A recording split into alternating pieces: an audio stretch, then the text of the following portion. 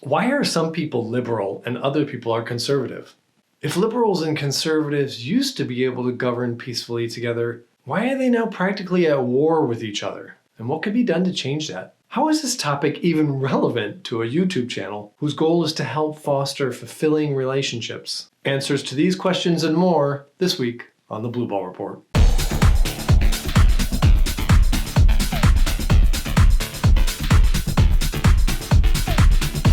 Welcome to the Blue Ball Report. I'm your host, Digger. Superfvck is away on business fighting sexual oppression in Rome. As I've stated numerous times before, our ability to forge fulfilling relationships with other people is a major factor in our happiness in life. Yet we live in a culture that seems to be moving in the opposite direction. Families, friends, lovers, and communities are dividing over politics, leaving us hostile and lonely adversaries on the precipice of civil war, even with our own families. But relationships across the aisle used to be commonplace, and civil disagreements remain civil. What happened? How can you prevent this from happening in your life? First, I think it helps to understand, why are some people liberal and other people conservative? Is this nature or nurture? What I mean is this an inborn, immutable trait like the color of your eyes? Or is it something that we learn and therefore can unlearn? Like most things, the answer is it's a mixture of both. Psychological research has uncovered a personality trait that is largely inborn and unchangeable through life.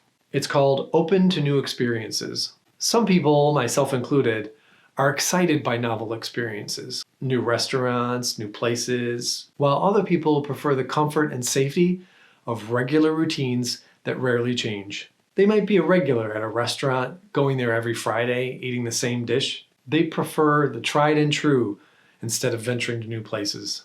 Most of us are somewhere between these extremes. It turns out that those of us who are open to new experience tend to be more liberal, and those who prefer familiar routines tend to be conservative. And this, and probably other ways, our genes contribute significantly as to whether or not we're liberal or conservative. On the other hand, nurture also plays a role. If we were raised by parents who punished for bad behavior, we're more likely to be conservative. For example, when a child is grounded for 2 weeks for skipping school. If we were raised by understanding parents who corrected our behavior in a more nurturing way, then we tend to become liberal. With the same example, a truant child might be approached by the parents for a discussion to find out, why are you skipping school? They might get to the root cause and find that their child is bored in class because the material is too remedial for them. Then they might make the agreement with their child, well, if we get you into an interesting class, will you go to school? It turns out this difference in parenting can also play a role in determining a person's political leanings. You can see how this plays out with Trump wanting to punish schools for not reopening by defunding them versus the Democrats who want to work directly with the school to work with them and figure out a way that they can open during this pandemic. Now, these are just two of the many ways that nature and nurture influence our political leanings. But why this difference anyways? From an evolutionary standpoint, we evolved in tribes, bands of 100 or 150 people that migrated together in groups, like all other animals migrated, according to the season in pursuit of shelter, water, and food. If a tribe returns to their usual summer lands, but see that a drought has dried up its food bounty, then it's probably a good idea to take the liberal idea of moving on, discovering new places to find a better place with sufficient food, even if they have no idea where to go or they have no idea if they'll be successful. If they then spend weeks roaming to find just a small plot of fruitful land after passing miles and miles of drought land and other desperate tribes, then it's probably a good idea to take up the conservative idea of hunkering down and preparing to defend their precious territory from competing tribes who may come their way. It makes sense to me that it's beneficial for the success of a tribe to have both liberal voices and conservative voices proposing actions for the tribe. So then to me, it makes sense that genes could produce a liberal child amongst an entirely conservative family, and the reverse, as often happens. During some times and in some matters, a tribe should take a liberal approach. In other times and on other matters, it would be better to take a conservative approach. These are just two small examples, but the point is that it's healthy for a tribe to have both liberal voices and conservative voices that can respectfully and cohesively make their cases so that the tribe can benefit. But the difference here is that in such a tribe, everyone knows each other. They may not always agree, but they generally see and respect that everyone shares a common goal, the success of the tribe. and we seem to be losing that. Instead, we vilify the other side as evil because it's much easier than trying to understand how they believe their approach will benefit the tribe while debating our own case. And there's less chance we'll lose the argument if we just don't have it and call them evil. I'll admit, I live in a liberal bubble surrounded by liberals. And while it's very comfortable, it often doesn't challenge my way of thinking. Only through uncomfortable challenging the way we think is how we grow. But I stay connected with an ex-girlfriend from high school. Yes, I had a girlfriend. Since then, she's become very conservative, and likewise, she lives in a bubble all of her own that's all conservative. Because we had a shared history and respect for each other, we couldn't just paint each other as evil. We knew that each other's intentions were good, and we were also actually able to have a civil conversation. In many arenas, we discovered that we actually had the same goals in mind for the society. For example, accessible health care and education. We just saw different means to get there. The problem is that once a group of humans grows beyond the size of a tribe, as we do in cities, states, and countries, several dangerous things happen. First, people start to feel anonymous within a group, and that gives us some cover to pull some shady shit. If we try that in a small tribe, we directly know who the victim of our bad behavior is, and we would be punished and shamed by our peers, so that hinders us from doing so. But in a city, victims are unknown to us. We can paint them as the other and feel less guilty, even get away with it. Second, we don't actually know each other enough to trust we're on the same team, with the same interests at heart. And on some levels, that may be true. In fact, we start to subdivide into us versus them. For example, I spent some time living in Scotland, which in the 90s was mostly white Scottish people. And they would marvel to me, about how us Americans fight over race so much. And I would reply, yeah, you don't fight over race here because you're pretty much all white. Instead, you guys divide based on what county you're from. People from one county dissing people of another county. To me, you all look white and Scottish, but to you guys, he's from this county and I'm from this county. It seems to me that people will find a way to subdivide into an in-group and an out-group, no matter how similar they are.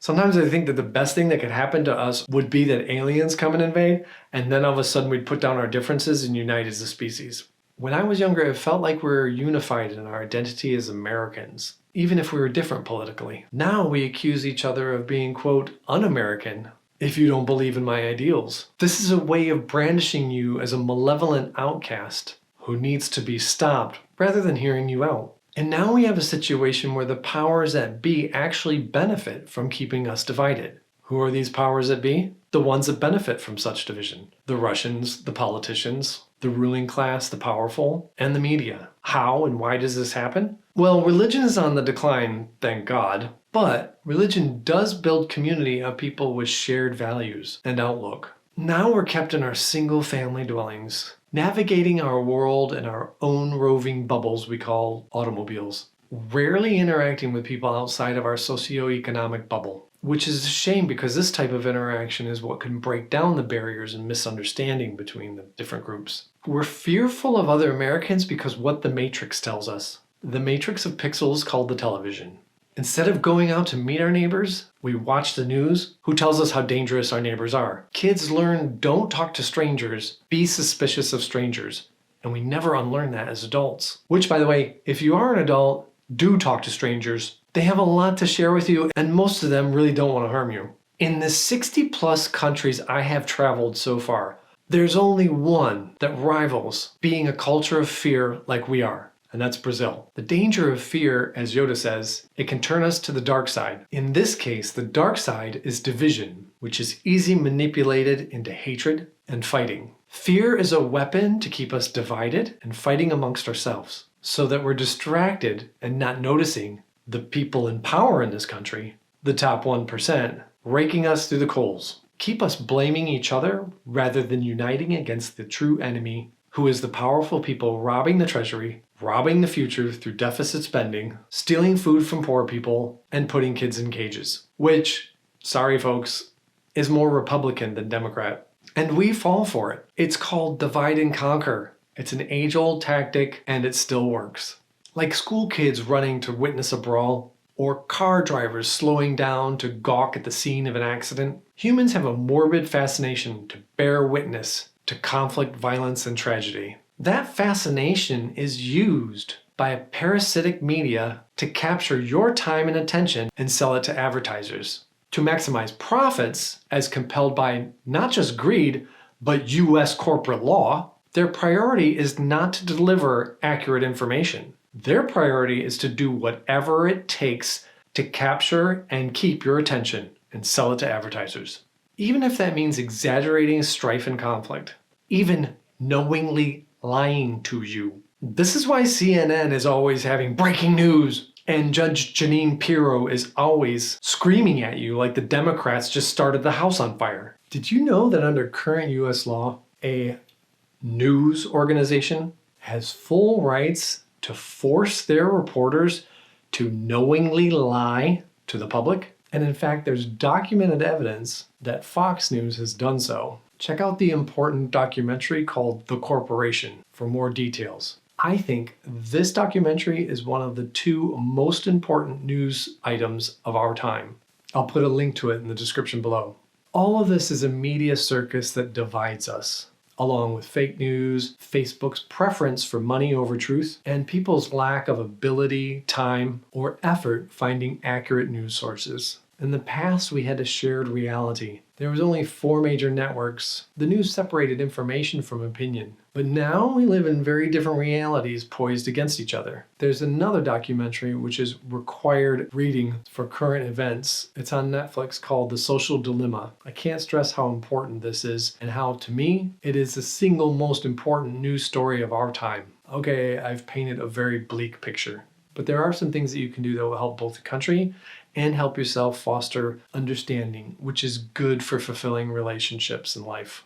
If you like the sound of that, then hit the subscribe button for weekly content to help you find happiness through fulfilling, authentic relationships. I'd like to make the following suggestions. First, stay informed. A thriving democracy depends on an accurately educated electorate who knows the facts. Choose news sources that are less biased and fair, like NPR, National Public Radio, and PBS NewsHour, which is available on YouTube or podcast on demand. And boycott sensationalist crap like CNN, Fox, and MSNBC. Although it is a good idea sometimes to check them out just to be aware of what other people are seeing. Do not get your news from social media such as Facebook or Twitter, as fake news thrives and you create your own echo chamber. Also, when someone you know spouts ignorant, ill-informed misinformation or even fake news, challenge yourself to practicing good communication techniques to share understanding and accurate information. If it's on social media, gently correct them. You may not change their mind, but at least anyone coming across the post and reading it might be changed by your input. Create common ground by acknowledging their concerns on the matter, but point out what the actual truth is. And try to do this without restating the falsehood. Also, personal stories make a much greater impact, and they can't be argued like statistics can. Try to stick to your personal stories. How does it affect you or people you love? Challenge yourself to continue having conversations with people on the other side, which is difficult, I know, but it's fertile ground to practicing effective communication and practicing your ability to be understanding, open, inquisitive, and make your case. It's better to focus on people who are undecided than those who are rigid in their beliefs. You need to take care of your own sanity by limiting toxic interactions with ignorant people. But attempting to communicate is good practice and better serves the cause than simply branching them from your life. And finally, check out The Social Dilemma on Netflix and the documentary The Corporation. I'll put links in the description below. If you like this kind of discussion, then please hit the like button for this episode. Before we go, what are your thoughts on this matter? How else do you think we can build more bridges and relationships rather than tearing them down? I'd love to hear your thoughts in the comments below. And check out my other episodes about communication skills in this playlist. I'm your host, Digger. Until next week, make sure you're registered for vote and your ballot's coming in the mail.